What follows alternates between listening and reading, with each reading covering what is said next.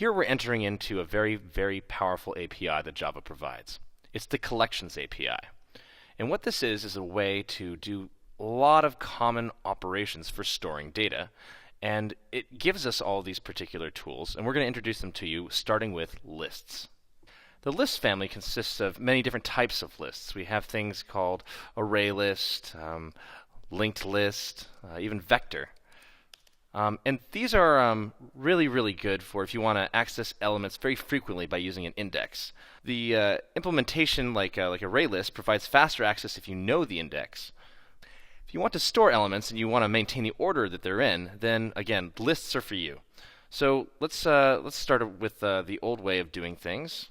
Here I'm going to have a string of days of the week.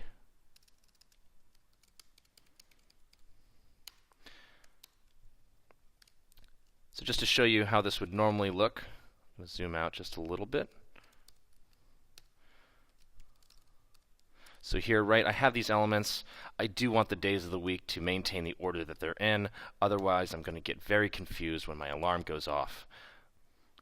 Remember again that this here is not a block of code. It's just a shortcut way of defining an array. When we define a collection in Java, we use the special notation of using angle brackets like this. Inside of them, we define what it's a collection of. So in this case, I'm putting strings because I want to have an array list of strings.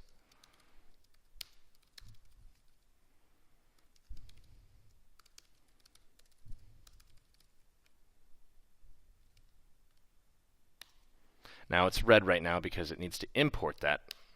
So I'm going to press Option Enter to fix that error. If you notice up here, it's now added array list to my import. You'll see that often as we go through these collections. So adding to it is as simple as actually just using this add method. I can add a string, I can do it again, and it will just put this one as the first element, or 0th element.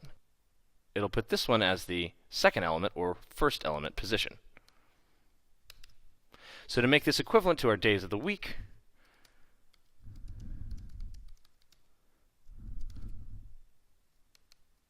I'm just going to rename it on the fly real quick. And here I go.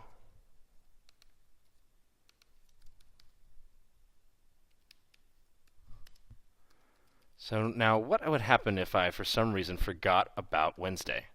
Oh, how would I actually put something now in between there? Well, if I had an array, I would have a problem because I would have to take an array and I'd have to create a new one of a larger size. I'd have to take the first two elements and I'd have to put them into the new array.